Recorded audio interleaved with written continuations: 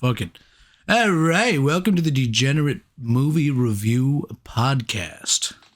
We have to find a shorter name. We do.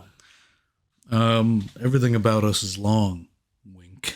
We could be, except our cocks. Were you implying dicks? My cock is big, but in like the negative direction. I have a very deep, Like inverted? I have a deep cavernous cock. I put a bad taste in my mouth. Yeah, just like my cock usually does. Hello. Goodbye. All right. Welcome to a very special edition of Degenerate's Movie Review. Yeah, this is a real treat for everyone. We did it. We did the thing. Yeah, We did the meme. We did the. We're meme. funny. We did. See? All those guys saying we're not funny, we're funny. Yeah, We did a meme. We did. Do I say it? Huh? Barbenheimer. Barbenheimer. Did you prefer Barb or Enheimer? We'll get into that. Okay. The results of this podcast will shock and confuse you. Yeah. Much like Barbenheimer shocked and confused me. I was so confused. My sexuality is in deep question. I'm so confused. After Oppenheimer. I'm even more confused. Oh. When do we roll the intro? You don't want to talk about anything? I don't know, man. I feel like we got a lot to. Can I talk? I'll do. This is a really quick one. I'll talk about the little girl sitting next to me at Barbie. Okay. It was this little black girl, and she was with her larger black mother, and they were sitting next to me, and the little girl did not get it. She was like, "I don't understand this movie. This movie's dumb," and at some point, there's like a really emotional scene, and it's going on, and the kid's staring at it. She's like, she leans over to mom. She goes, "Hey, mommy," and mom goes, "Shh," and it just fucking locks back into the movie. I was like, "That's funny. That is funny."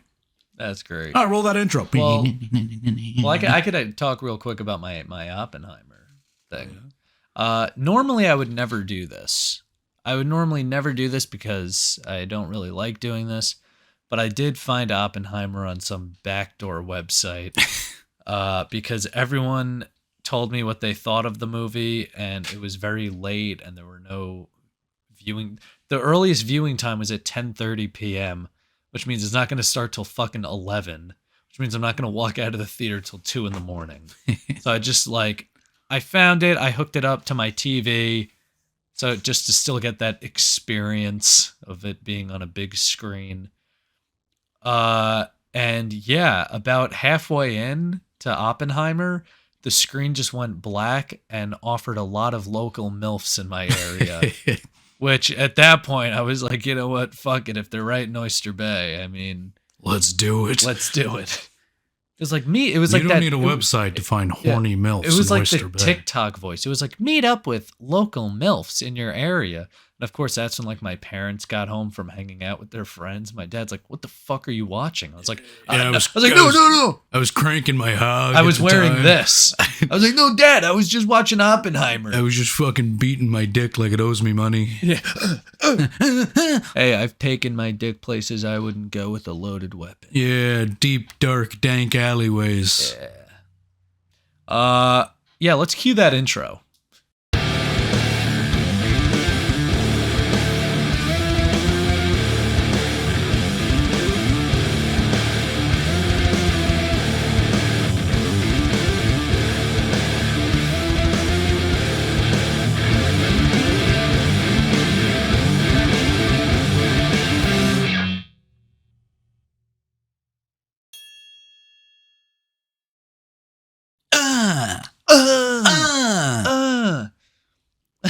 I need to complete my Oppenheimer look.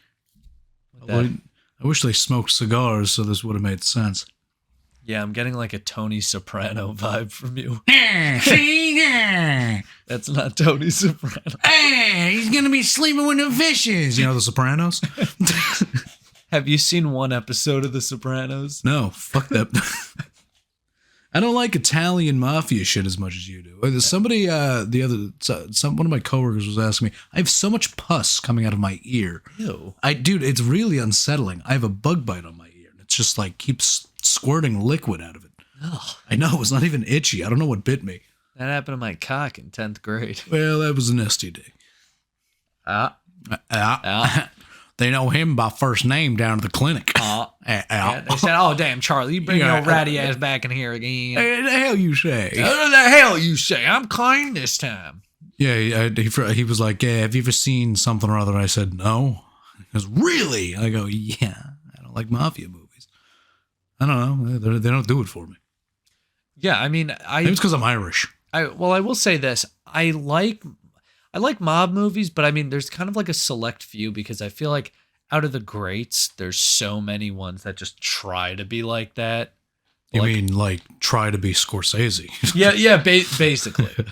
Try, but yeah, I mean, I'm not gonna dive into my mob agenda today. Mob agenda. My mob agenda. I gotta go. I gotta whack someone after this. Forget podcast. the gay agenda. This guy's on the mob agenda. Yeah, I'm in the mafia. You better believe it. Yeah, see. Yeah, see. All right. Well, I guess we'll dive into this fucking thing. But how?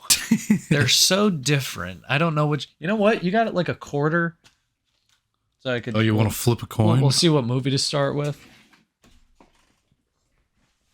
Or like a pen. Flip a pen. I have an old Samsung. Is it busted? Probably. All right. I mean, I guess. You don't have a coin.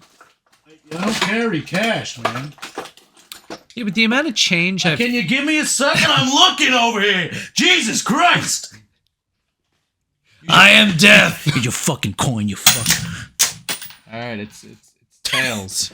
We didn't pick which one would be which. Oh, all right. All right. Oh, it's tails. All right. Pick what you call it in the air. Heads.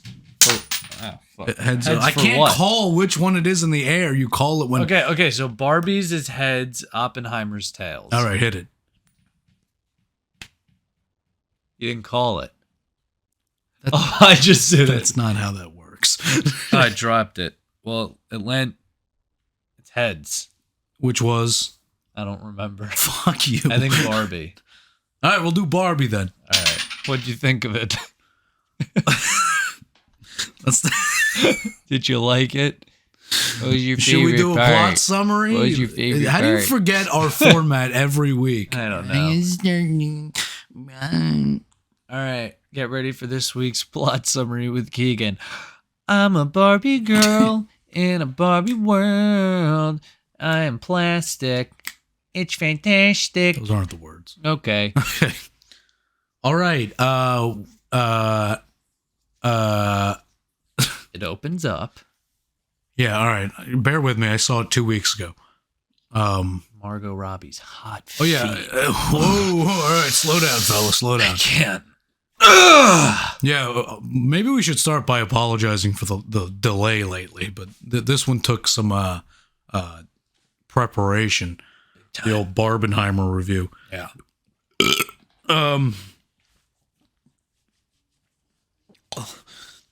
All right, we open up with Barbie, and Barbie's doing her Barbie thing. In Barbie world, it's explained to us that there's the real world and there's Barbie world, Which is just off the coast of California. as it would be. Yeah. We open up the Barbies. They're all living life. They're having fun. They're waving to each other and stuff. The Kens are there too, just kind of existing. Yeah. And Margot Robbie is our, they call her generic Barbie or stereotypical Barbie, Yeah. which sounds like they forgot the word generic. Yeah. But she's just kind of like default Barbie, like no, nothing special. She's not the president or an astronaut or anything. Yeah. She just exists to be Barbie. She's walking around town doing her Barbie thing. Life's kind of fucking monotonous if you ask me, but that's the point. And then one day she starts malfunctioning. She's like, what the fuck? Her perfect feet go from pointed like a Barbie's down to flat, and she starts freaking out. She's like, what the fuck? And they say, you got to go check out Weird Barbie. She'll tell you what's going on. And that she does. That's Kate McKinnon. Because who else would it be? Yeah.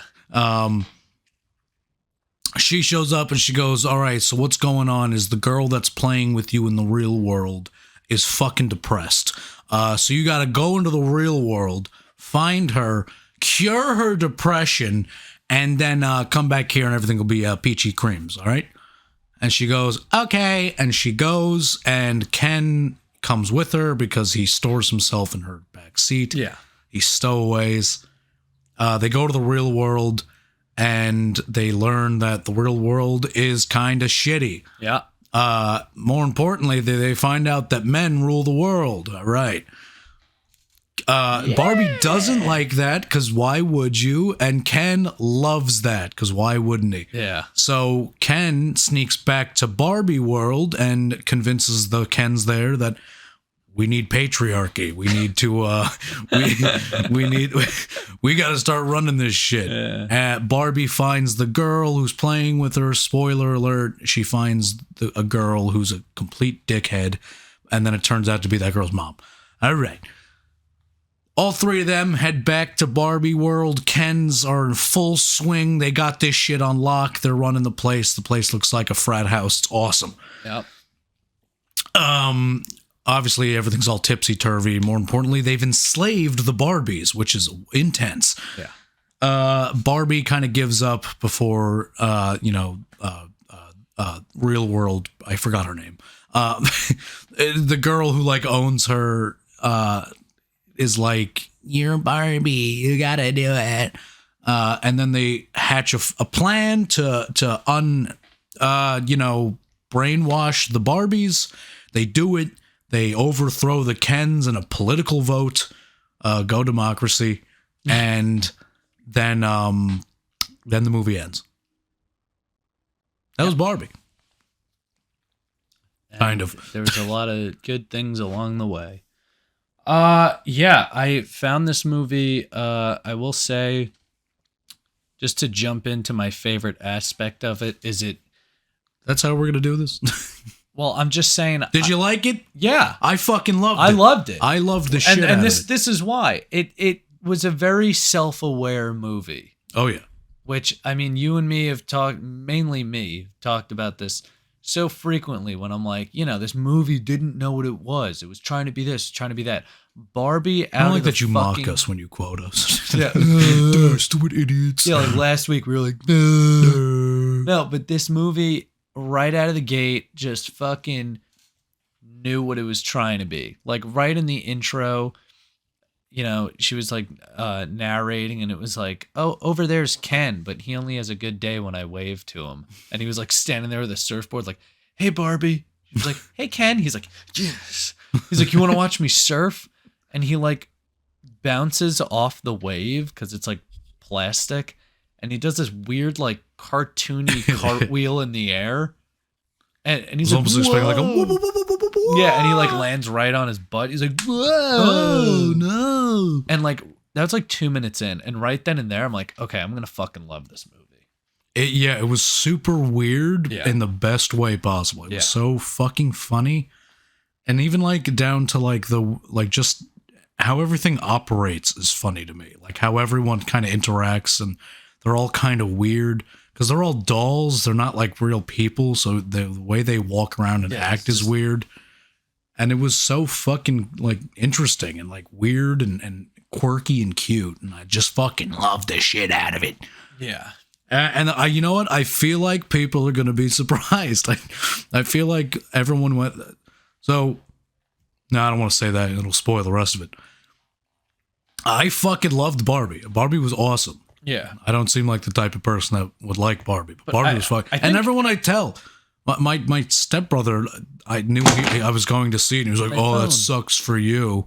And I said, no, I'm excited to see it. And then I saw it and I texted him and said, that was genuinely fucking amazing. Yeah, I got mad at you because I was going to see it, and I called you, and I was like, hey, man, how was it? You're like, it was great. I'm like, I don't know if you're joking. You're like, no, it was like really good. I'm like, I still don't know if you're fucking joking. And I started screaming at you on the phone. I'm like, are you kidding or are you not kidding? Was it good? You're like, dude, it was fucking good. I'm like, I still don't fucking believe you. You're mad at your father, honey, not me. Yeah.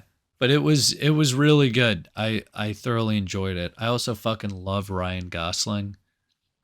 And like everything he's I thought in. everybody did a really good job. I didn't. There wasn't like a single. Maybe Will Ferrell. I find Will Ferrell annoying. Yeah. I don't like Will Ferrell, but he just, like you said this, he just kind of played the Lego movie role again. Yeah. Where he's like an idiot CEO. Yeah. Which I guess it worked for him. I really like. He wasn't even in it that much. It didn't really add. It didn't detract. It just kind of was.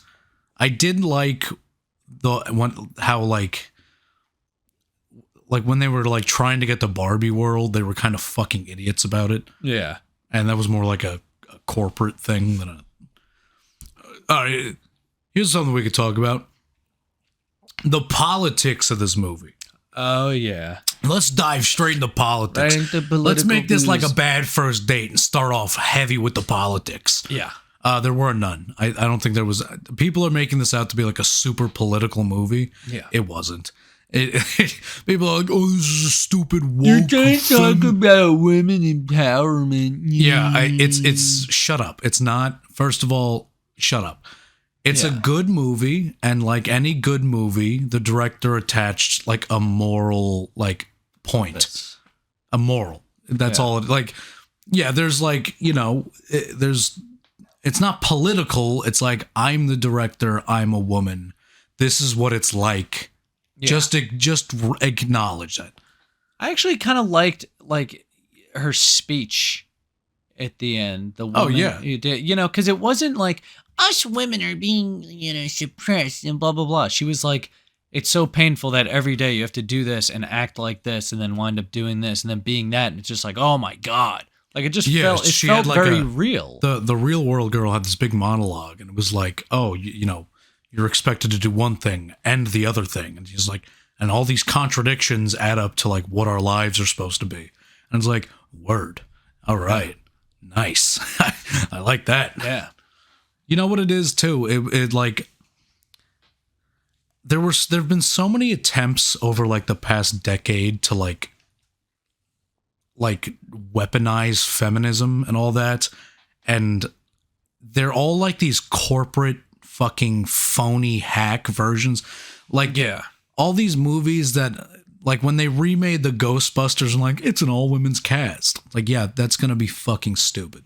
Yeah, it's Mission Impossible, but it's all women. Not to stray off this, but it's also kind of like, how during like Pride Month, every like entertainment channel will like have their stuff. They'll like have their like logo like a rainbow. Yeah, and it's like this is you don't care. Like this is you know what I mean? Like it's. Just that's shut up. I don't. We need to stop expecting corporations to be fucking like. Wholehearted people. Yeah, like moral fucking lighthouses out in the void. Yeah. What is it, Bo Burnham on Inside where he made fun of that? Where he was like, "Hi, I'm a sales rep for a corporation, and now people only care about our moral conundrums." Yeah, I think he's like, "We're Quaker Oats and we don't believe in slavery." Yeah. Stop caring. It doesn't matter. Don't care one way or the other. Yeah. I don't give a shit. Chick-fil-A hates gay people. All right. You still buy their chicken. All right. Shut up. Shut up. I like their sandwiches. Yeah. Maybe stop letting consumerism fucking, guide your fucking life. How about that? Yeah. I don't give a shit. And does it bother you that much? You know what I mean? Like, who's sitting at home that angry? Like, fucking Chick-fil-A, fucking hate you guys. I'm never gonna eat Bud Light? You think...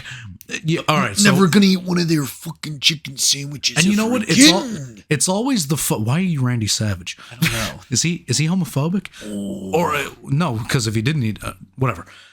It's always like a moral wave too. It's like the flavor of the week. Everybody gets mad at the same thing for a week and then forgets. Like nobody, fucking Bud Light makes one bad marketing decision and all of a sudden everybody gets morally outraged, and then now nobody gives a shit. No, I'm not sitting there like trans beer, trans beer. It's really hard for me to say this shit wearing this, but like, shut up. That's part of the joke. Yeah, but also it's like, I mean, with the whole Bud Light thing, I just think it was a bad marketing decision. Which doesn't affect me at all. No. Here's the point. You want to know why? Because even if I want, I'll go drink a Coors Light. Who are also gay, so. Damn! Very gay. Actually, is it Coors?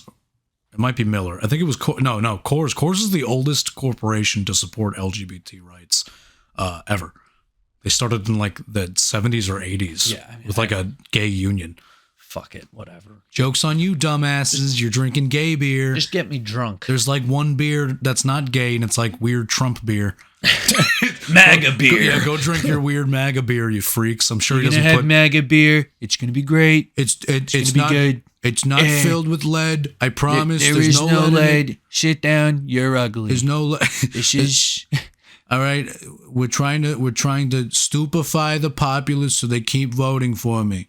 That's exactly what's happening. China. The Sleepy China Joe. Virus. Joe Biden. Yeah.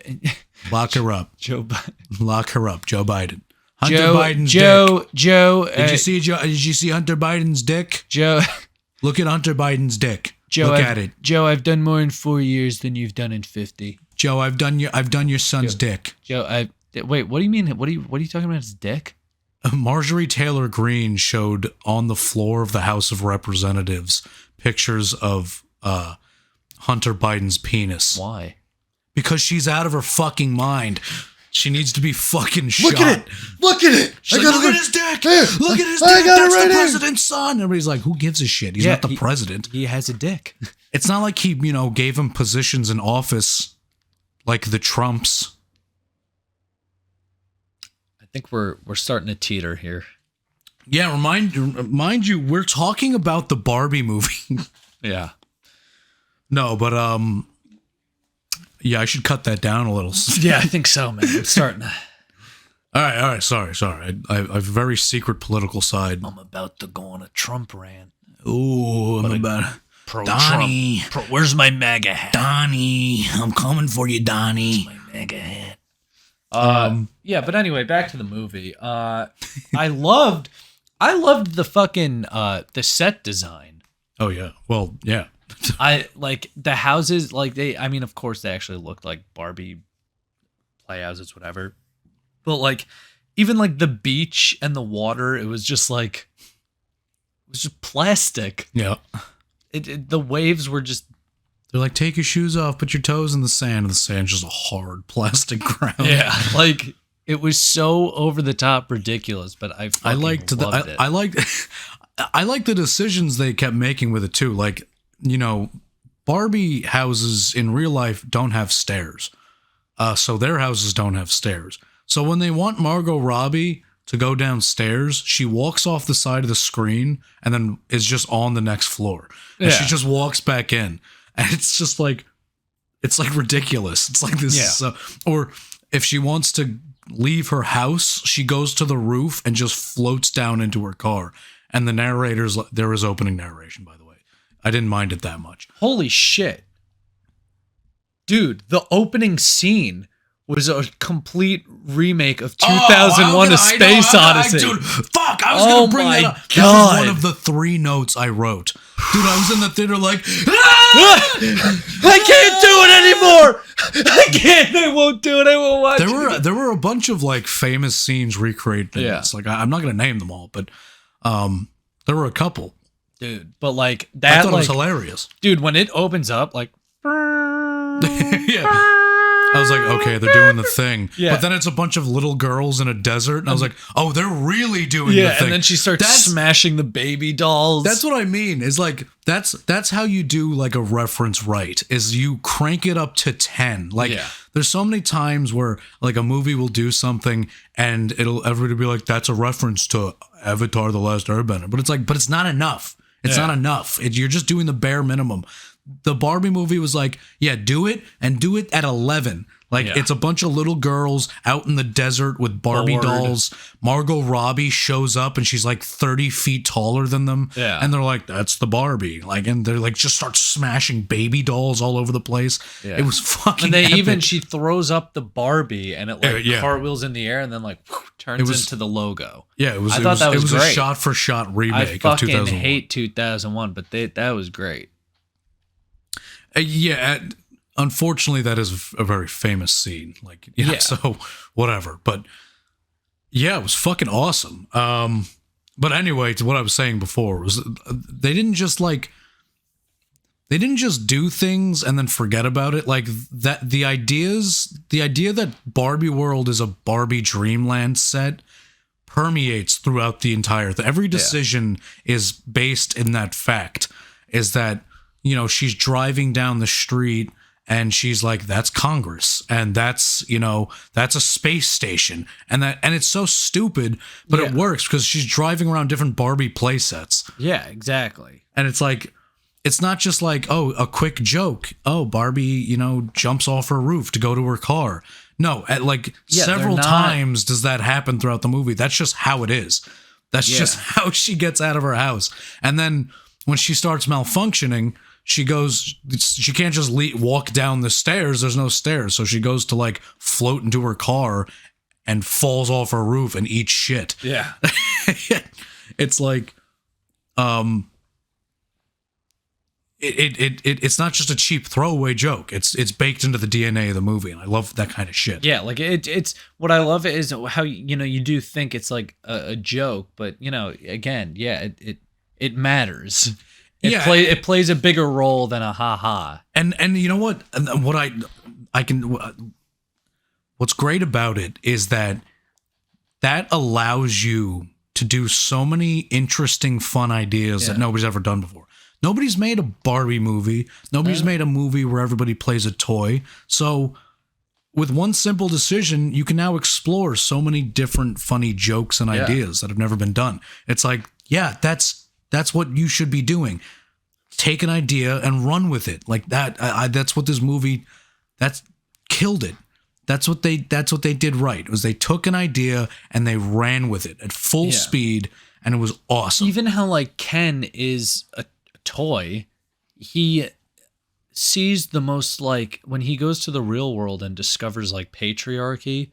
He like shows up to this like corporation building. And all these suited guys get out of like these slick black Escalades, and he's like, whoa. And then he like walks into the building and sees like guys working out in the gym, and there's like Rocky Balboa posters everywhere. And he's like, whoa. And they're all like cranking iron, like, yeah. He's like, oh my God. And then he sees guys in suits walking, and he's like, and the music behind him is so intense. And he sees like money with like presidents on it. And he's like, oh my God. And then he just, because they're toys, so they don't like understand, but he just sees the most like stereotypical shit, and he's like, the whole world was built on man. So he like goes to the library and just buys books on patriarchy, but you find out he only likes it because of the horses. And like I don't like running things. It's really hard. And like some woman goes up to him and goes, do you have the time? He goes, you're asking me because you need me, because I'm a man. But he didn't know the time. So at the end of the movie, he's wearing like 6 watches just in case that ever happens again. And again, you think it's a little throwaway joke like, oh, do you have the time? But then it comes full circle. Like now he's wearing a shitload of watches. There was never really just like one joke. Yeah, well, it is a little throwaway joke, but then it stacks little throwaway jokes up into a big joke. That's called comedy writing, everybody. Yeah. That's how you write a comedy. All right? Are we all caught up to speed? We are all caught up to speed. You do jokes and then you do callbacks, and that stacks up into a funny movie. Yeah.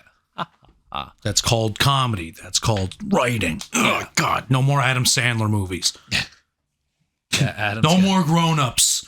I don't want to. Somebody said the other day, they said, I wish they'd make another grown-ups movie. I don't. Another grown-ups movie? No more. Do it again. See what happens, Adam Sandler. It's just, Fucking Came for you once. I'll do it again. Apparently, Adam Sandler, I think, is playing an astronaut in an upcoming movie. Adam Sandler's playing an ass. I don't think it's a comedy though. I think he's like, oh God, I gotta go to space. Ooh. But yeah, the comedy in this movie was fucking like I was laughing like loud. Yeah. I don't usually do that, like in like in theaters. I'll acknowledge shit that's funny, but I was actually like laughing fucking hard at this shit. Yeah. And also, dude, I was after it. I went to the brewery. I went to Garvey's after, and with Serena, and we got some beers, and Cassie was there, and the three of us were talking about it because she saw it with Bruno, and I was like, you know what? Ryan Gosling was fucking jacked in this movie. And Serena was like, I know. She's like, I didn't want to like say anything to you. I was like, why? And then Cassie was like, yeah, I wasn't going to say that to Bruno. I'm like, dude, I would have fucked Ryan Gosling in that movie before either of you two. Dude, he got fucking ripped up for this thing. And like, you two didn't get the message of the movie, did you? Huh? Yeah. All right. Yeah, he can't be a fat Ken doll. He's got a fucking ass. No, the message fucking they think that you would have freaked out because yeah, they thought I would have been like, you think Ryan Gosling's hot and I'm not, but I'm your boyfriend. What the fuck? You think Ryan Gosling's hotter than me? Which is the moral of the story. Yeah. Like, yeah, so to touch back on what we said, but the like moral of the story, what do you stop jerking off over no, there? I know massaging my calves. I know you're all dressed up in pink and it turns you on, but you know, stop it. Oh. So stop it. I just want to rip it off. I am very hot in this blazer. I'm fine. I'm getting a lot of airflow in this deep horseshoe shape. And he's not wearing pants. I had a pair of pink pants. Never mind. Panties? What were you You saying? should have worn panties. You wearing panties? No. Okay. You should have wore panties. And we would never show your lower half. It was just me that knew. Hey, all right. All right. So what were you saying? What was I saying? I got all distracted. The moral of the story, Ryan Gosling. Oh, yeah. All right. Like all the chuds on the internet, like Ben Shapiro, are freaking out. They're like, it's about feminism. It's about woke. feminism. I don't approve. I hate little girls. Facts and logic. I hate women. I can't get my wife wet. Women should not be wet. I'm Ben Shapiro. Oh, God. I fucking hate Ben Shapiro. This is a little yarmulke. We're not getting to this. I'll say it at the end. I'm going to stick around for the last 5 minutes where I shit all over Ben Shapiro. I'm so horny. I'm going to send it to him over Twitter. Yeah. And then delete my account because fuck Elon Musk. Just print out a photo of Ben Shapiro and just shit on it. I want to wipe my ass with Ben Shapiro's face. Yeah, all the fucking chuds want you to think that this is some like crazy like we hate men movie. It's not, all right? No. The moral of the story is that if we don't equalize the genders, neither side will ever be happy. Like that's kind of so Barbies run the Barbie world and the Kens don't have shit. No. Then Barbie and Ken go to the real world where it's kind of flopped, where like men get all the advantages, women don't. More so where it's like Barbie walks out and immediately there's like a bunch of disgusting like teenagers being like tits and ass. Yeah, and like she goes over to the construction site and they're like, hey, like oh yeah, tits and ass. Yeah. Which, you know, as a landscaper, we do that in the privacy of our trucks. All right, let's have a little fucking discretion. Yeah, have a little fucking respect. All right, we talk about how hot you are with the windows rolled up. All right, we don't just start screaming at you. It's 2023 for God's sakes. Yeah.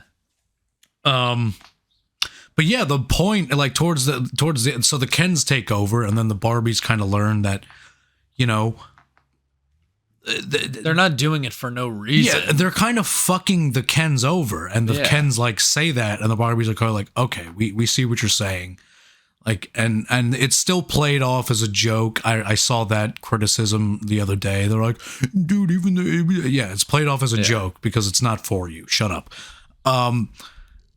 But it was still it acknowledged it. The point is that if we're not equal, nobody's happy. Like one way, the Barbie world's fucked up too. Like the Barbie world's only run by women, and it's just as fucked up as the real world. Yeah, and Ken was like, "Hey, can I have a sleepover?" She's like, "Well, what are we gonna do?" He's like, "I don't even know," but he just wants to like be with her. She's like, "Well, it's a girls' night," and like girls' night is every night. Like in every Barbie night's Land. girls' night. Yeah. And then they give them a taste of their own medicine. And it's not like the women were like, the men took over. Now we have to take over again. They were trying to equalize their society. You know? The problem is that the Kens are still fucking idiots. Yeah, they really are. That's not a dumb. commentary on men. That's a commentary on Ken dolls. Dude, the fact that he wears a shirt at the end that says, I am Kenough. Oh, shit. That was hilarious. Or the, should we talk about our favorite character, Alan? Oh, Michael Cera. Michael Cera. He was the best fucking character.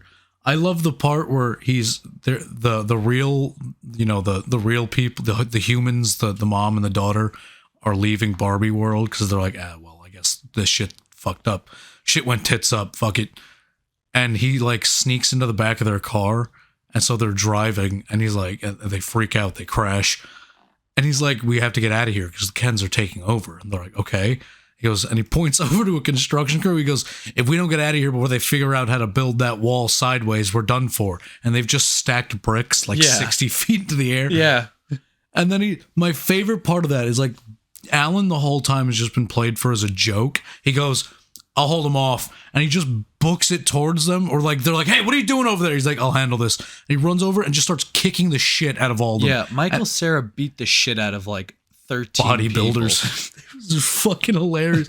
He was just fucking laying them out. I thought it was fucking hilarious. But again, in the beginning, you think that his character is just this light throwaway joke. But then he comes back at the end and becomes actually like a vital character. Yeah, well, so that's a type of joke this movie did really well, like a bait and switch. Yeah. They present Michael Cera and Alan as a certain character with very, very heavy gay undertones. They introduce his character as one way, and then at some point they need him to do something, they completely flip it around, which is not an easy joke to pull off, because under the right circumstances, it's hilarious, which was this movie was the right circumstances. Under other circumstances, we'd be sitting here going, that's not in line with his character. Yeah. That's not consistent. Yeah. It's like, it's a bait. It's like, here's Michael Cera's character. Just kidding. He's going to kick some ass. Yeah. It's like, that's funny because it's the complete opposite. And it's also again, Michael Cera. Yeah, it's again that point where everything's cranked up to 11. Mm-hmm. It makes it ridiculous enough that it works. It's fucking hilarious. I think a lot of movies nowadays, comedies especially, are afraid to really give in and like. Yeah, you know, I was thinking. I mean, here's the thing: I haven't seen every movie ever. But you haven't? But I'm just get saying, on it. Sorry, but I just think like I'm just trying to remember. I did this recently. I was trying to remember like the last time like a great comedy came out that didn't have any like agenda aside or you know got fucking ruled over by the studio. Like, dude, I think I could be incorrect here, but I think in the year of 2007 and 2008, you had Superbad, Pineapple Express, Step Brothers, Tropic Thunder. There's one more big comedy that came out, but like, I think Knocked Up, like all those like Apatow movies and like Adam McKay and like, you know, those Seth Rogen comedies, like, and Tropic Thunder is one of my favorite comedies of all time. Tropic Thunder is really the only great fucking movie. This is going to be controversial. That's the only movie on your list you just made that I actually like. Really? The other ones, I don't like stoner comedy, and a lot of that is, you know, Seth Rogen. Yeah, that's like his joke. He's like, I smoke a lot of weed. Yeah, but I mean, and Jonah Hill, fuck that guy. I hate Jonah Hill now. Fuck Jonah Hill. Like I feel like I can't even watch Superbad just because I know what he's become. Fuck him more respect. Did you see those tweets texts? That he's like bugging out about his girl. Yeah, he's an little insecure fucking shit. All right, hey Jonah Hill. Once a fat kid, always a fat kid. All right, lose all that weight doesn't fucking matter. You're still an insecure little shit. Yeah, Dude, do you see like everybody go online and bully Jonah Hill? I fucking hate that guy. Did you see like people are trying to like feel bad for him because he'll go on talk shows and like I was fat. yeah, and I think it was Kimmel. He was like Jonah. He's like you smell fantastic, and he's like. And he plays it like he's like, well, what are you trying to say? That like I should smell bad? I don't know what that means. And it's like, dude, it's Kimmel. He's a late night guy. He's making a fucking joke. Like, chill the fuck out. We need a late night guy that would just fucking double down on that. And Eric be like, Andre. Yeah. Eric Andre's too busy like trying to prank people. Yeah. he's like psychologically torturing people. Yeah. We need a middleman where Jimmy Kimmel should. What are you trying to say? I should smell bad. Yeah, because you're too fat to wipe your own ass, Jonah. That's what I'm trying to say. But he's dating some What surfer. do you need me to walk you to the door on that? He was dating, not anymore. Yeah, but he dropped his dead weight, yeah. and there's a lot of it. But he was dating a surfer, right? And she was like, I think what happened? Like she posted like bikini pics on Instagram. He didn't He's want like, her posting bathing suit pictures on Instagram because guys were jacking off to her. And then he didn't even want her to go surfing because there'd be other guys there. What does she even look like? What's her name? She's hot. She's attractive. It's hard to be a professional surfer and not be attractive. Well, yeah, because you got to have a fucking wicked body. Sarah Brady, her name is. Let me look her up. The first picture to come up is her like bikini pictures and going. Yeah, she's pretty. I'm surprised that he was able to. It's bag her. Yeah. That's because she didn't know what an insecure little fat kid he still was. And then he posted that Netflix special where he like talks to his therapist for an hour. Some dumb shit. Dude, I can't fucking stand. He's a pretentious fucking asshole. That's his problem. All right, Jonah Hill, your problem isn't that it's not that you were fat. It's not that nobody likes you. It's that you're a pretentious fuck. Yeah. And he showed his acting chops and like, that he wasn't just for comedy. Like he was in Wolf of Wall Street, had a little scene in Django Unchained, War Dogs. He started working with these big time names and now he's like, he thinks he's too fucking cool for school. Reminds me of another guy that we know whose name starts with J. Piece of shit. What's with you J people and being fucking dicks? What's with you J? What's I'm just with kidding. You Jews? I just kidding. Oh boy. No, I've several friends. Actually, my entire mother's side of my family, all their names start with J. That's not good. Yeah, they all suck. Even your mom's name starts with J. Yep. Oh boy. There was four of them. It was J. Oh wow, I can't remember my own family's names. Right. Jason, Jeff, Joy, and Jessica. Wow. Fun fact. I didn't even know that. Yeah, man, it was weird. I don't know why they did it. My name starts with a K, so fuck them. Fuck it. So yeah, what were we talking about? Barbie. Yeah. Really trailed off with this Jonah Hill thing. Fuck Jonah Hill. I'm going off again. I was reel me in quick. Oh boy. I was talking about comedies like those early 2000s. Like, yeah. I mean, but those were still considered like big comedies. Like there hasn't really been good comedies lately. No. Even like when you got top guys like Sandler, like his last few movies. I don't think there have been many good movies, period, to come out in a very long time. Yeah. And I think comedies suffer even more from that because writing comedy's hard, dude. Like anybody can write like a drama and just make it really sad, and it can kind of work. Yeah, but to be funny, to be funny on purpose is even harder. Like to write words down that are funny. Yeah, I agree. Oh, Jesus.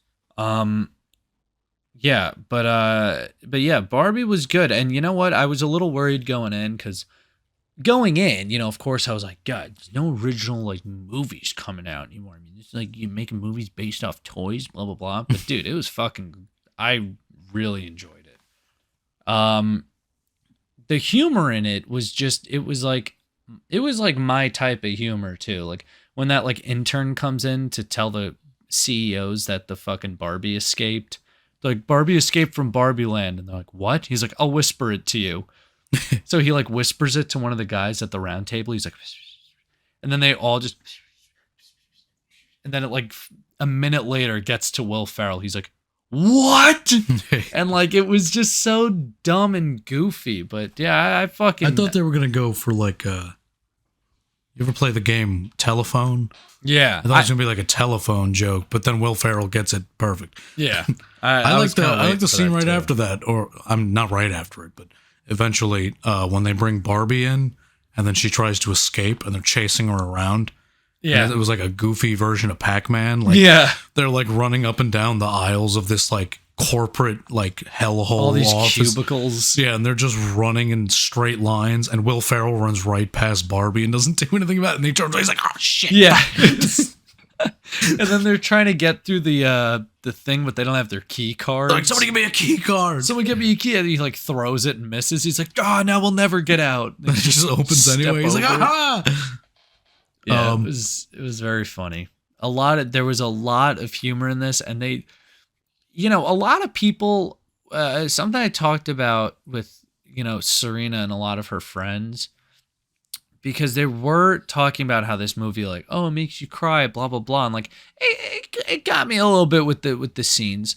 But I was talking to like a group of girls about it, and they were like, you just kind of like won't get it, because I grew up with 3 brothers. I didn't, you know what I mean. So like they were like, yeah, it just kind of hits you different when you experience like growing up with these toys and like sharing these experiences with your mom and your grandmother and whoever. And it was just something I couldn't personally relate to. Well, me and you were not the target. Don't say I'm not the target audience. This is what Barbie turned you into, pal. I'll slit throats. You weren't dressing like this before. The Barbie movie indoctrinated my friend into the gay agenda. The Barbie movie made me gay, and now I'm upset. Now he's a trans woman. The Barbie movie turned me into Elton John. Oh, that's exactly how all of this works. Oh, Ben Shapiro, save us. Oh, I want to use Ben Shapiro's gonads as a punching bag. He's punching my balls. Yeah. Balls shouldn't be punched. My phone again. Stop dropping it. Can I take off the glasses? Yes. Oh, everything's so gray. Can I take off the hat? No. No. You can turn the shirt into a mankini, though. Gee, thanks, Pop. No problem. So, is there any dislikes? Ugh. I can't. You don't even know how. Okay. Was there anything you disliked about Barbie? You know what? Weirdly enough, no, I don't think there was. Yeah, I think there were just things that I liked, and then like I was just kind of coasting with whatever else. We say it all the time. When a movie is really good, you can excuse a lot of some of bad the flaws. Things. And when a movie's really bad, it accentuates the bad things. But the thing is, like, it knew it was stupid. Like if they do the scene we just talked about, the chase scene where Will Ferrell like runs right past Barbie and was like, "Oh God." If it was trying to take itself serious. Normally I do like, there was a thing, the movie was so good that things I normally hate, I didn't even like, it didn't bother me. Like I normally hate the like overly stupid character. It was like, oh, I can't work a key card. Yeah. But it was weird enough that like it fit into the universe. Because they established it right away. Yeah. And they did a really good job of, what's the word? Like distinguishing between the real world and Barbie world. They're 2 completely different things. Like it's like really hammered home that the real world is how it is, and then Barbie world's so weird. But then they go to the office of the company that owns Barbie, and it's weird too. Yeah. So it's like it makes sense. It's really good. Like there's all the shots. There's a shot where Barbie's kind of coming to the realization that the real world's weird and fucked up to her. And she just kind of sits on a bench and like is looking at a tree, and she's kind of getting it, and like it's like the bad makes the good better almost. Like, in the real world. With the old lady at the bus station.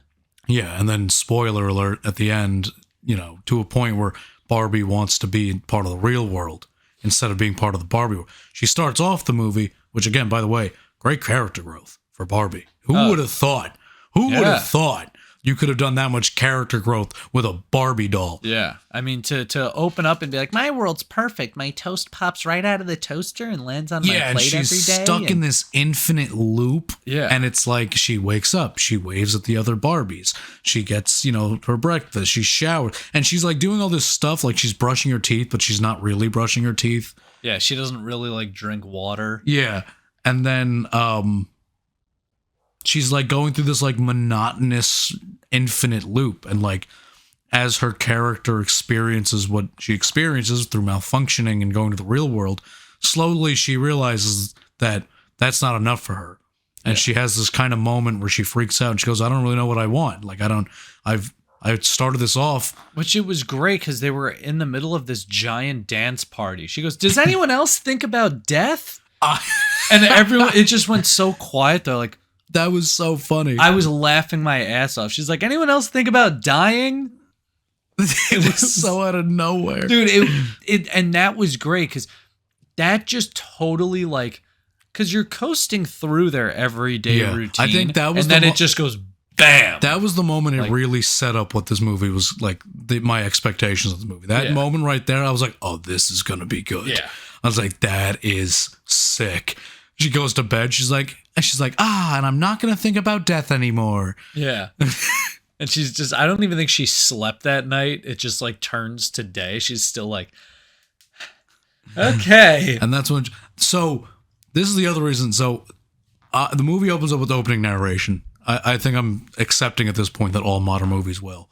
But this is where they got me with it. So it opens up with narration, just kind of explaining Barbie world. And then there's like a song that plays about Barbie's morning routine. Yeah.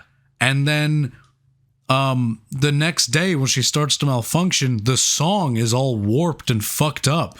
Yeah. And it was like the song was like referencing that Barbie was like starting to worry about dying and like worrying about death, and like her morning routine's getting all fucked up, like her toast is burnt and yeah, and that didn't hit me right away because I heard the song again. I'm like, oh, okay, it's like the same. But then I started to focus in on the lyrics again. I'm like, wait, it starts to get all like warped and weird. Yeah. They did that, and then I don't wish they did it more because I feel like it would have kind of like saturated the joke. But the scene when the narrator cuts in and completely breaks the fourth wall was fucking hysterical. Oh, that was great. Barbie's having like a insecure like meltdown. She's like, I just don't think I'm beautiful anymore. The whole movie pauses, straight up record scratch, and the narrator kicks in and goes, note to the filmmakers, if you want to get this point across, do not cast Margot Robbie. And then the movie just kicks back on, and she's like, I'm ugly and stupid, and it's like, yeah. And it's like, that's how self-aware this movie is. Yeah. It was fantastic. And I hate fourth wall breaks. I hate when movies or anything really breaks the fourth wall. You mean you don't like how Deadpool, he talks to you the whole time? Fuck you, Deadpool. Maybe. I don't know. Deadpool might be an exception to it. I like the first Deadpool. I hate the second one, but we've talked about this. That's because they were like, you spent all this time making the first one. It was great. Here's a bunch of money for the second. Better come out by next year. The problem with Deadpool is he started off as a really great satire of superheroes and then got absolutely corporatized. Yeah. He got fucking swept up and now he's like a corporate icon. Yeah. So it's like, it's not fun anymore. But you know what, though? He is working really hard to make this third one, Ryan Reynolds, and I am kind of excited. I wish they would have just skipped the second one and gone straight into this one, because this one seems like the real sequel. Yeah, I hate. Yeah, and Deadpool 2 popped out so quick. I was know, like, where the fuck dude. did that come I didn't from? even hear any like publicizing about it or advertising. It just was out one day. I'm like, what the fuck? And I hated it. And then now Ryan Reynolds, I think, is starting to like do his own thing now, and like, you know, like I'm running the show this time, and now he's taking all this time to make this third one. He's been working on it for like years already, and teaming up with Hugh Jackman. Like, I think it's gonna be dope. I mean I like. We need more passion projects. The best movies are passion projects. Oh yeah, and we're not gonna get them. 99% of the movie, and you know what? That's how it's probably always been. Obviously those movies get lost to time. Like you can't really look back on art and realistically and be like, oh, I think the 90s were the best time for movies personally. I think it was right before things got like way too corporate. Yeah. And movies started making millions and trillions of dollars. Yeah. I think my favorite decade of movies is, I think it's got to be for me, I think it's the 70s. I like the 70s and I like the 90s. The 80s seemed like it was either made by Weird. It was either John Hughes movies or like over the top action movies. Yeah, and it was too weird. It was too Breakfast Club. Yeah, right? John Hughes. Yeah, nobody really talked like a real person. They were like, yeah, right, yeah, let's do it. And it's like, yeah, stop it. Yeah, stop that. And they are good movies, but it's like, I mean, yeah. Like the first, like when I think of 80s movies, like the first movies that come to my mind are like The Breakfast Club and like Judgment Day. I love Judgment Day. But it's like, you know what I mean? Those big action. Those were your two options back in the 80s. Yeah. Judgment Day or The Breakfast Club. Yo, you want to watch Pretty in Pink or The Terminator? they blew up the White House. Yeah. I think that's Independence Day. Fuck, it is. Well. Terminator 2. I know. They blew up the White House, but he's Arnold Schwarzenegger. They blew up the White House in The Breakfast Club. Why do you have a Saturday detention? I blew up the White House. What are you in for? I'm a greaser. I blew up the White House. Yeah. I'm a nerd. Yeah. I'm a domestic terrorist. Yeah. We're in Saturday detention with a jock, a geek, an international terrorist. Keep this party going. What are you in here for? 9/11. That's it. I got you for the rest of your life. Saturday detentions. Next up is a Chrysler sentence building. You to a lifetime of Saturday detentions. Could you imagine that? Like, they get this Gilgo Beach killer, and they sentence him to Saturday detention. Say goodbye to your afternoons, buddy. For the rest of your natural born life. He's just sitting in You're Saturday. going to be dancing in the library till the day you die, Don't pal. you forget about me. Don't. This bit has gone on long enough. Let's get back to Barbie, huh? I don't really know what else to say about it. I was thinking, I had your question on the back burner of my head. There was a kind of goofy, I didn't like the daughter. I thought she was kind of a cunt for no reason. So unnecessarily mean. Yeah, like Barbie goes over, she's like, hi. She's like, get away from me, you fucking fascist. It's like... and it was like this goofy moment where like Barbie goes to walk up to her and this other little girl goes, oh, you don't want to go up to her. She'll ruin you. Yeah, she was like, you don't want to talk to her. And I thought it was going to be played off as a joke. Like, okay, a little girl little girls can't be that mean. Yeah. I know that's like a joke. It's like, oh, little girls are like psychologically fucked up. But I've been around this. Oh, that almost came out weird. Whoa. I was I know what you mean, but whoa. I've been around so many little girls. That's Saturday detention for you right there. I'm at every Saturday detention, I swear to God. I worked at a summer camp and an after school program from like the ages of like 15 to like 23. Yeah. Good times. Hell yeah. I know they can be mean to each other. They can't be mean to anybody else. Yeah. Like it's just like if you're insulted by a little girl, you got to man up. You got to reevaluate. Nut up. Come on. They're funny. They are funny, but this girl wasn't. Whoever wrote her character.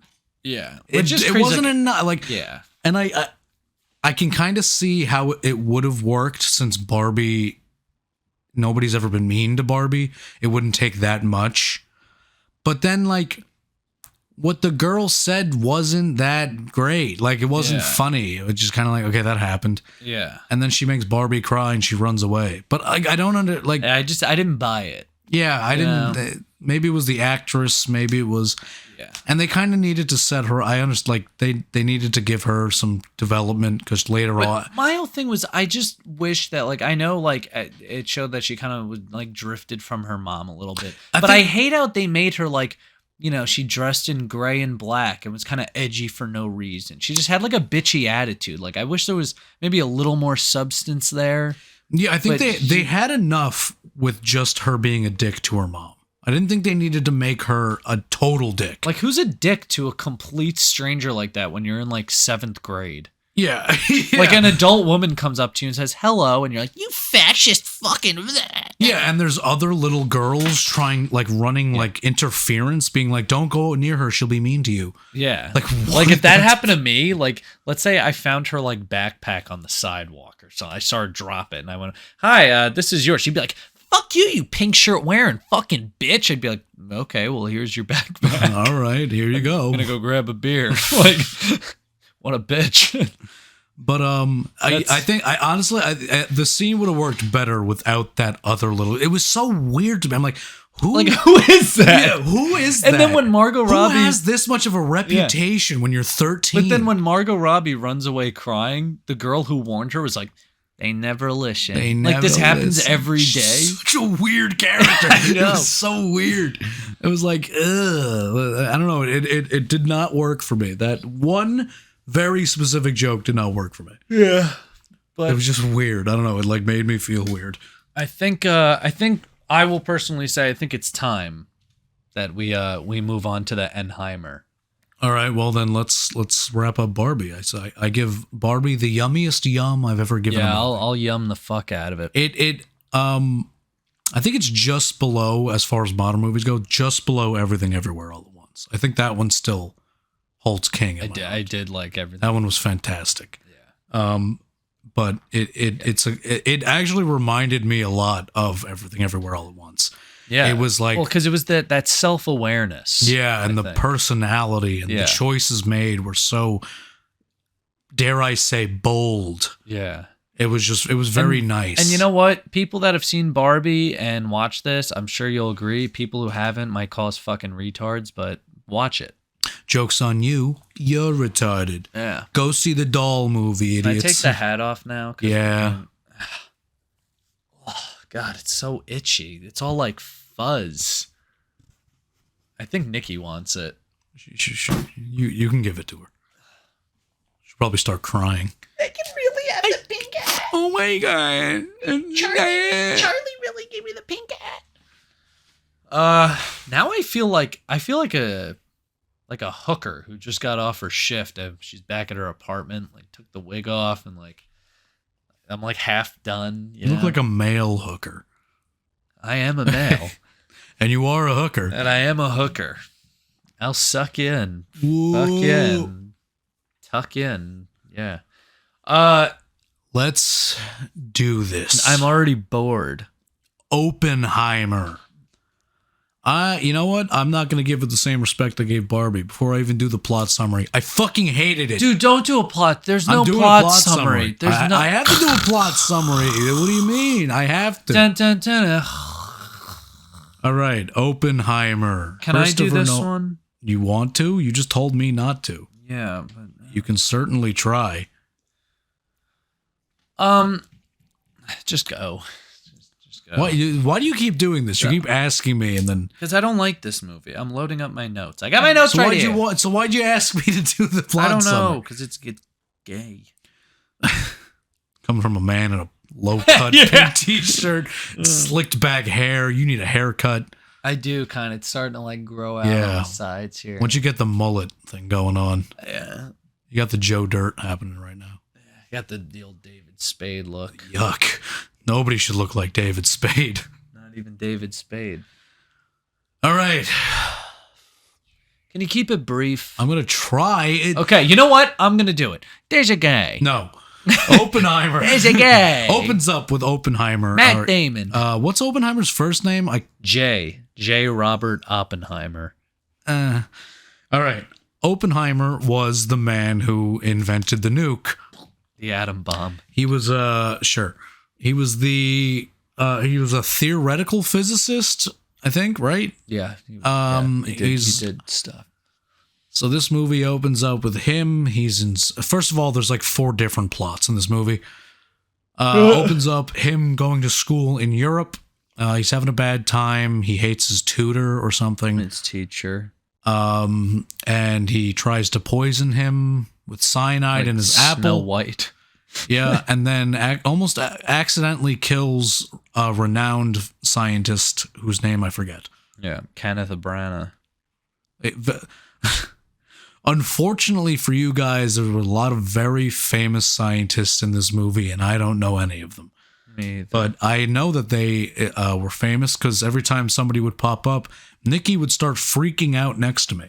Why? She'd be like, she knows science? she is a scientist. Oh, I didn't know that. So, yeah, she would freak out, and I'd go, all right, I guess he's somebody. That was my only clue that these were famous people. Now, so he then finds out from the man he almost killed that he should be going to school in Germany, not England. So he goes to Germany and learns all this shit. And then he goes, I'm going to be the one to take this to America. So he takes it back to America. Ha ha. And he starts teaching it at somewhere. Yeah. And then after a long successful career of that, he gets invited to the Manhattan Project, which is historically the project where we built the atom bomb. He's the director. He runs the whole thing. Matt Damon is a general that hires him, which is a funny sentence. Yeah. And then they build the bomb. And that's it. And then, all right, Christopher Nolan does his Memento thing where he fucking has to tell the story like it was a fucking puzzle piece. Like it was a fucking adventure game. I don't know. So there's like 4 different plot lines and 4 different timelines happening all at the same time. Because he doesn't know how to just make a linear story. It's very What if annoying. we started here and then went back? It's very and annoying. went over here. And then, That's not even true because he did that with the Batman trilogy just fine. Yeah. And everybody, that's the movies that people like. Chris, hop on it. So then parts of it are exploring after the atom bomb, about 10 years after. Oppenheimer has security clearance within the government because he was the man that made the bomb, so he gets to say stuff.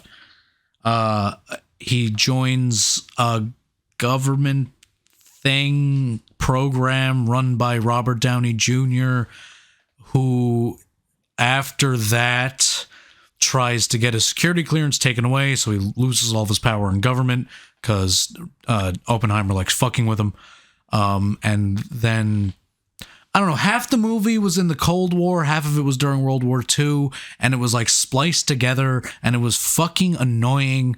And Oppenheimer gets his security clearance taken away, but Robert Downey Jr. doesn't become a senator. I don't know. And that's the end of the fucking movie. I don't know. It was a fucking terrible, fucking nonsensical mess.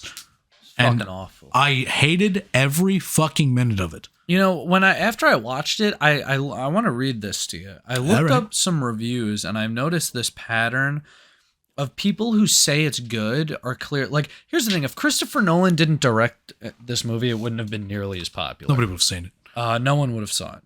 But the guy's got a reputation. So people that were raving about it, saying how good it was, they weren't saying why. So like, this is 10 out of 10. I'm still collecting my thoughts after experiencing this film. This film is a masterclass in weaving narratives in different time periods while exploring the profound depths of a man whose actions altered the world's trajectory forever, for better or worse. Nolan brings us into complexities of Oppenheimer and the moral conflict stirring within. Murphy's portrayal is so riveting that the long runtime became an afterthought.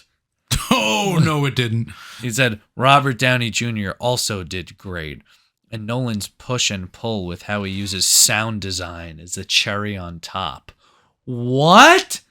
Some viewers might need a brief refresher on World War II and Cold War history, but any film lover should be happy to willingly lose themselves in this film for hours on end. Like, that didn't say really anything about the movie. It was just like riveting. Now, this says 1 out of 10. His best films, Inception, Memento, use all kinds of time dimension warping shenanigans to produce what are finally superb and engrossing movies. But give him a simple story and a regular time base, and he is lost. So here we have 3 hours of episodic soap opera style vignettes, one after another, until it thankfully finishes. There's no forward momentum, no character development, just some good acting as you should expect, and some okay cameos. The cinema was full to capacity when I watched this film, and I have never heard so much sniggering. Okay. Cool. Okay. That's an old-timey word, pal. Yeah. But in the end, I think we moved on to snickering. yeah. But in the end, this film is just dull. So dull. So dull.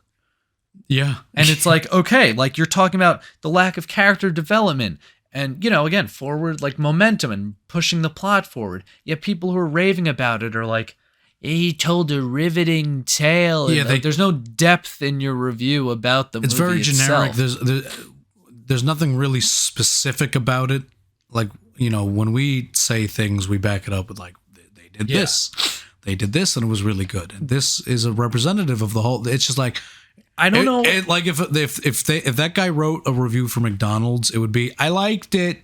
They had a burger and the fries came right on the side. That's too specific.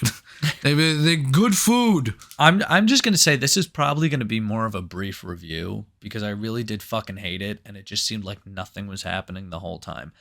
I didn't get intrigued until Matt Damon showed up. Oh, Matt Damon. Lucky you.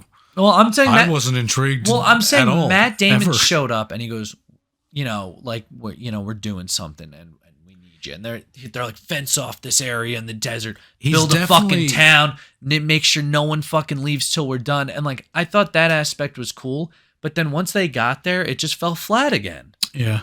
So I lost interest like 15 minutes later. It felt like it did feel like that should have been the moment where the movie started to pick up. Yeah, they could have just gave him this background of being a renowned physicist and then have Matt Damon go over and be like, hey, I'm with the fucking like U.S. military, whatever. There was a lot of fat that could have been trimmed off this movie. So much. I don't think it would have made it a good movie, but it would have made it more tolerable. Yeah. I liked like 3 things in this movie.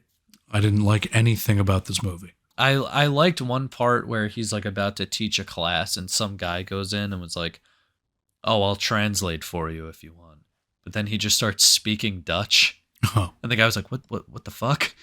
But that's like, you're talking about a 2-second little like joke in a 3-hour movie. Yeah. But that I was like, heh. And I think Yeah. the rest was so bad that I just...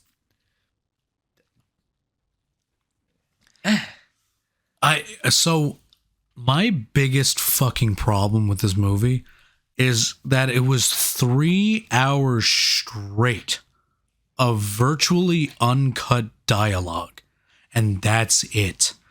That there were brief moments without dialogue, and obviously there's the bomb scene, but other than that, these people did nothing but talk for the entire runtime of the movie, to a point where there wasn't even silence in between scenes. A scene would end on somebody talking, and the next scene would pick up with another person talking. So it would be like, so we have to go get the bomb. All right, we're here getting the bomb. And it's just like, oh, dude. Like it was so headachy. It was, and there was, so I think this was the point. Don't anybody go in the comments and be like, you missed the point. The point is that like there's a constant ringing throughout the movie. It's like a tinnitus kind of thing, like a bomb went off in your head kind of thing. It's a constant monotonous ring to it. And I hated it so much. When nobody was talking, and everybody kind of talked at that kind of level, like nobody was really yelling or nobody was screaming. It was just a monotonous tone.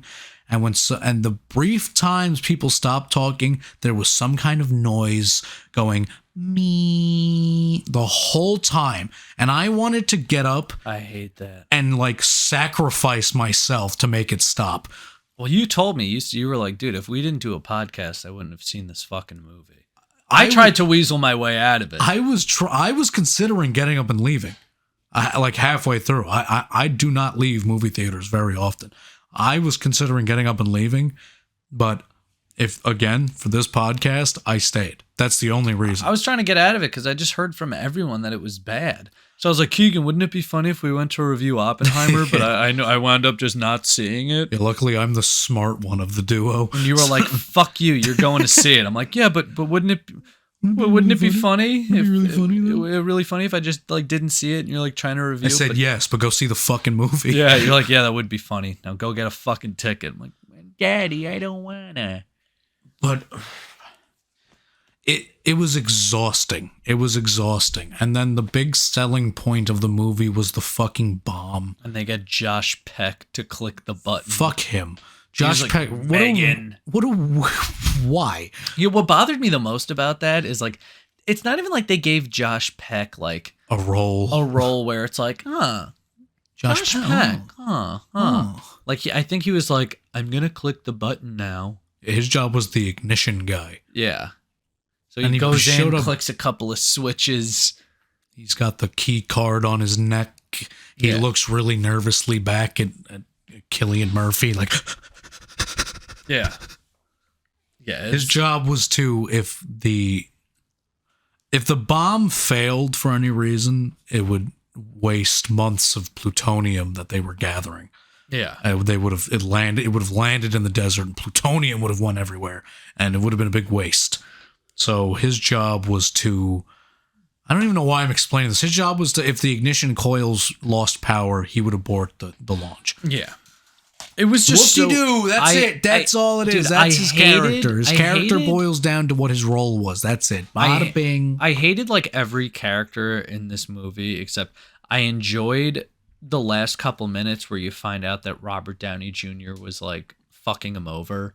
Yeah. And I liked that you actually got to see Robert Downey Jr. act at the end of this movie when he started like freaking the fuck out that he was pretty much going to lose all of his credentials. Mm-hmm. Because the whole movie, everyone was just, they were all just talking like this. Yeah. There was nothing really there. And like Emily Blunt was just an alcoholic wife. And like Matt Damon had some emotion. Yeah, but he he's was the like, one we gotta guy- fucking, you know. He's the one guy that shouldn't. He's a general. Yeah. And then like Casey Affleck randomly came in, Rami Malek randomly came in. There's so many just wasted talent where they got all these guys doing cameo performances in this fucking movie. Of course, everyone wants to work with Christopher Nolan, but it's just like, it's just weird to me. It's the Quentin Tarantino effect without the good dialogue. Yeah. And I didn't get the time frame of anything. All of a sudden, it's 10 years later. He meets this girl. All of a sudden, he's married with fucking kids. And then they give the kid away. The most modern part of the movie is the part that's in black and white.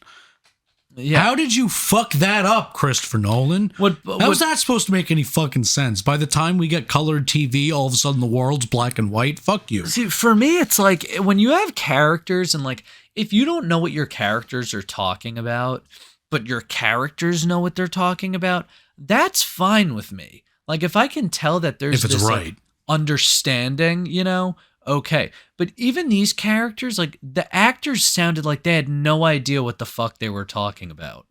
I could be wrong. I read this very briefly, like on Reddit before you came here. I'm pretty sure the part where Cillian Murphy's talking Dutch, he's not even speaking it correctly.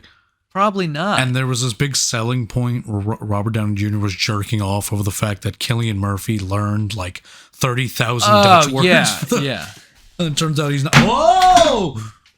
Turns out he's not even doing it right. Yeah. I definitely fucked up the white balance on that. Oh well. I hated Florence Pugh's character. I think that's how you say her last name. His first wife, the one with the really uncomfortable sex scenes.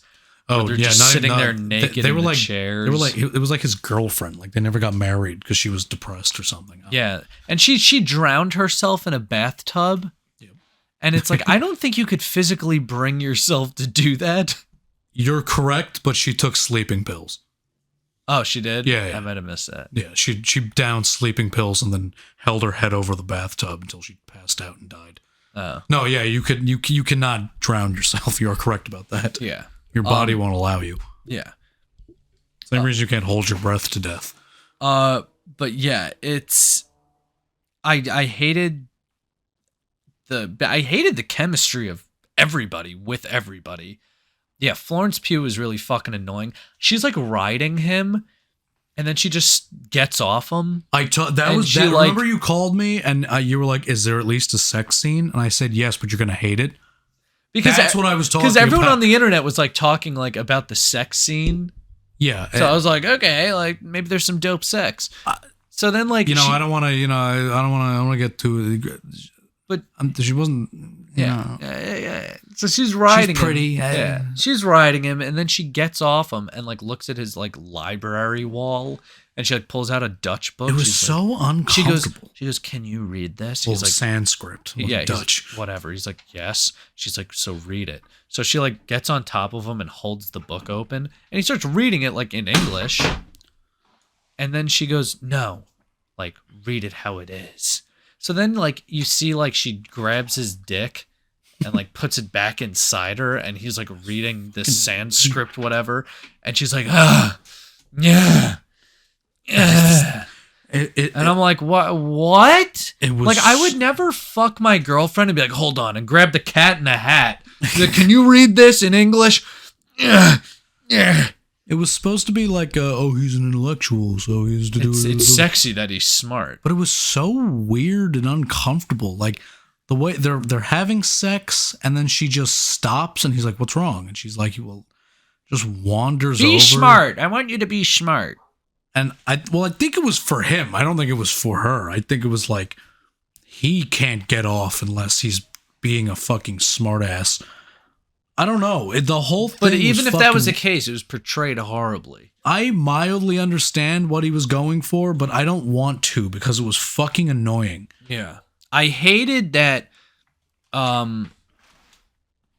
like they pulled like that there will be blood moment where he just gives his kid away.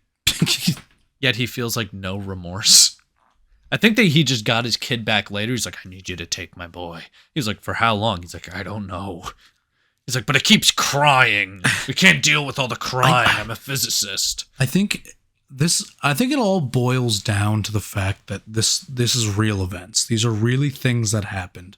So you're almost like trapped into doing certain things that don't make for a good movie. Yeah. The funniest part to me was when he like sees his girlfriend years later or something, and Cillian Murphy was like, I wrote you. She goes, yes, you wrote me, but they were pages of nothing. I was like, quite like the script, Christopher. Quite like the fucking script. Ironic, isn't it? You fucking asshole. God.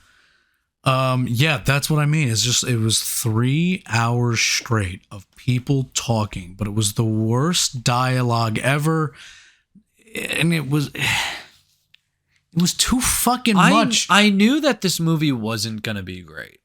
I knew just from the trailer. I mean, because it's like, okay, it's got a runtime of 3 hours. This isn't going to be some like epic.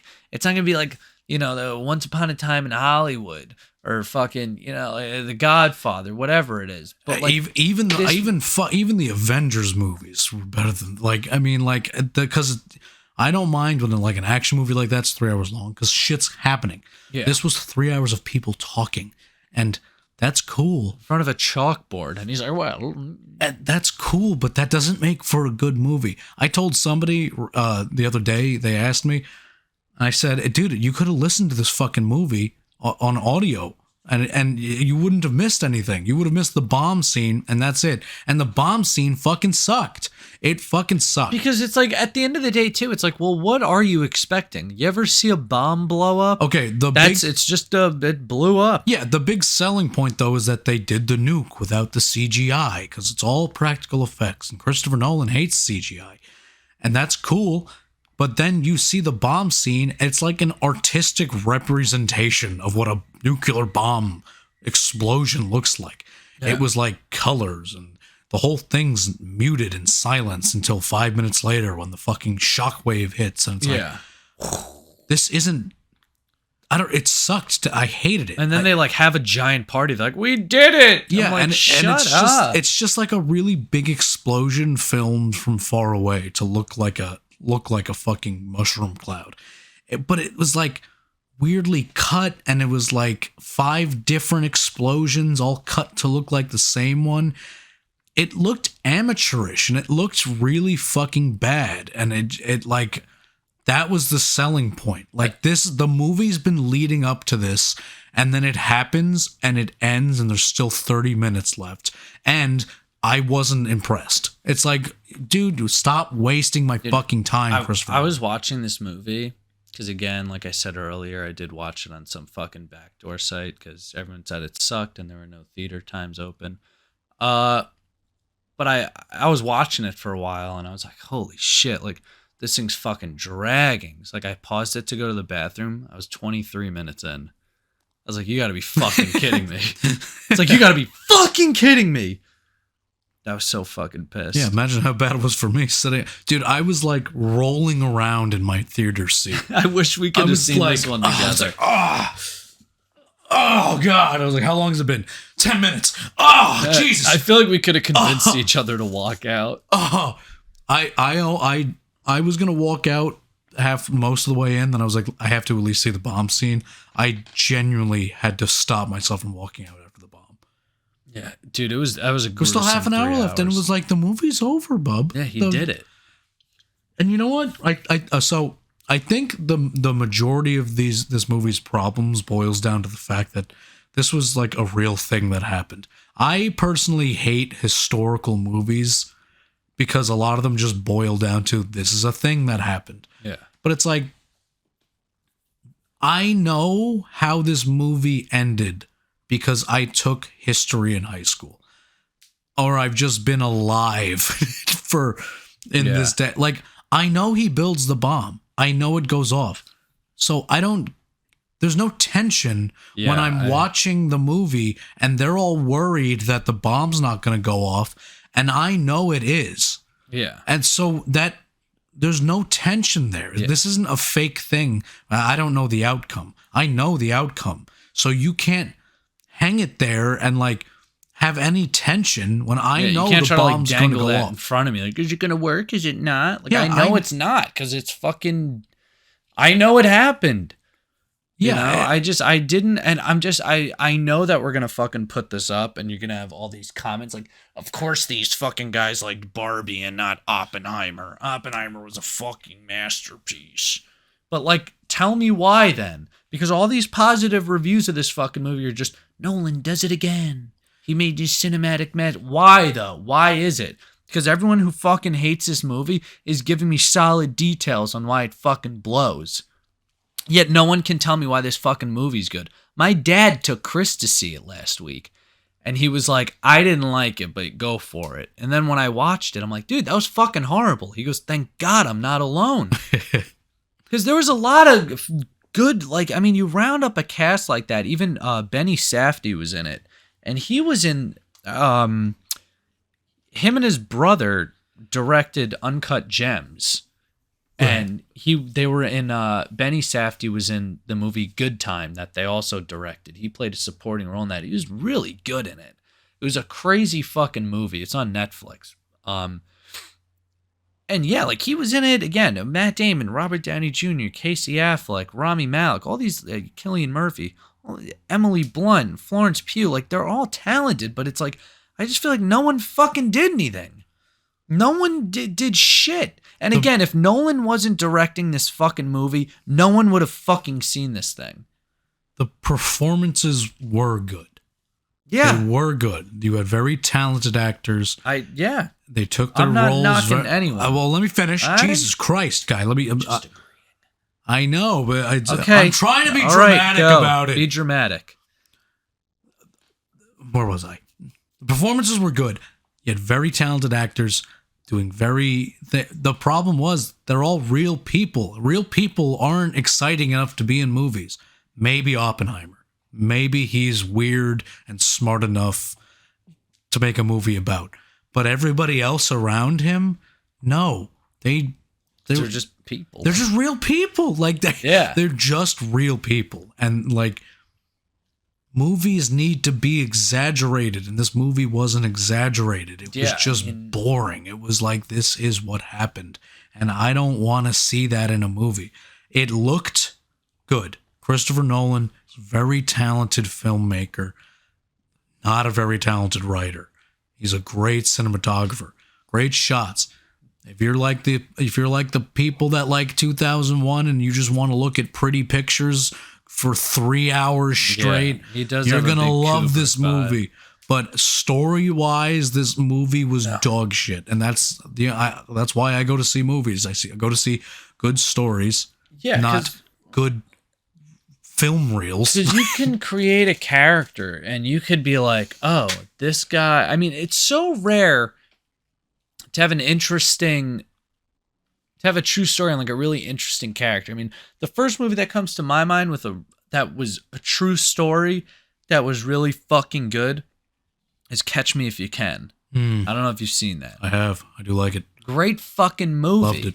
This kid, I think it was all before his 20th birthday, he was a pilot, a lawyer, a doctor. I will say it is greatly over-exaggerated because, like some other movies we've done, the only source we have is the guy himself, and he's clearly not a credible source. Yeah.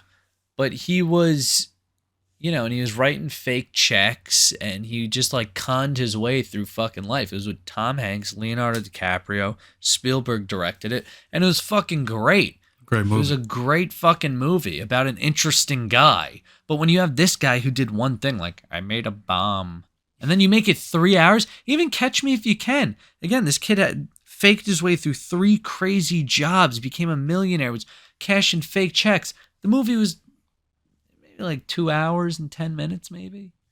You know what I mean? I have it on DVD. I could oh, you do? You got it over there? It's 2 hours, 21 minutes. Good call, Chuck. I don't even think Oppenheimer's story is a bad story to tell. It's just the way Christopher Nolan told it. Yeah. But I was gonna say, you want a good historical this just kind of happened movie? Fear and Loathing in Las Vegas. How could you go wrong? That was of course it's a true story. You think that man lied about trippy anything? Shit. He's like, that's not even the most exciting thing that's ever happened to him. What's his name? Why am I drawing a blank? Hunter S. Thompson. Yeah. Hunter S. Thompson's trip to fucking, all he was going to do was fucking write an article on the dirt bike races that they were having in Vegas, and ends up getting so fucking high that he gets like, he's like incapable of it. But that's I don't think like they said it in the movie. Matt Damon starts freaking out on this fucking Poindexter. Yeah. Who keeps asking why he should go do this thing. And he goes, because it's the most important thing that's ever happened in the history of man. It's like, that's correct. You're correct. The nuclear bomb changed the entire world. Oppenheimer changed the entire world. And then 70 years later, Christopher Nolan made a really boring movie about it. Yeah. It's like you took like a really significant moment in history and just didn't do it justice. Yeah. And it was bound to be kind of a boring movie, but Christopher Nolan can't get over himself. I knew it was going to be kind of tamed for the most part. I'm like, it's about this physicist guy, and it's but like there's interesting things in there. Like clearly he had fucking relationship issues, and he's a fucking hyper genius. And the type of science he did was entirely theory based. None of it was real, tangible things. The guy discovered fucking black holes based on math equations. Yeah. That's insane. Like he discovered a thing we wouldn't visibly see until like last year. Like he discovered it without actually ever seeing it, without seeing evidence for it, wrote papers on it. Like black holes exist and we know about it because of him. And like, that's an interesting person. That's the way he saw things. There's the whole part of the movie where he would sit up at night and see electrons spinning around Like he would hallucinate electrons. He would just lay there like freaking out about it. Like, holy shit. I have to do something. And the guy sucked at math. He sucked at, lab work, like all this shit that makes you a scientist. But he was so good at theory that he brought quantum physics to the U.S. Like, just you telling me that right now sounds fucking interesting. It is interesting. It was the delivery. It was Christopher Nolan's just a failed delivery. Inability to just tell a story. And it's like, I couldn't imagine. I couldn't imagine watching this movie again, because I've seen so many movies so many times that like I get excited when one that I kind of forgot about pops into my head, and then I'll like go to Serena's house. I'm like, I got to show you this fucking movie, and I showed her Catch Me If You Can kind of recently, and she fucking loved it. And it's like Fear and Loathing next. Yeah, right. I couldn't imagine showing this movie to her. I couldn't imagine showing this movie to myself again. Like, you know what? It's a rainy day. Maybe I'll watch Barbenheimer. I felt bad dragging Nikki there. She was like sick as fuck. Dude, I'd rather chop my foot off and shove it up my own ass.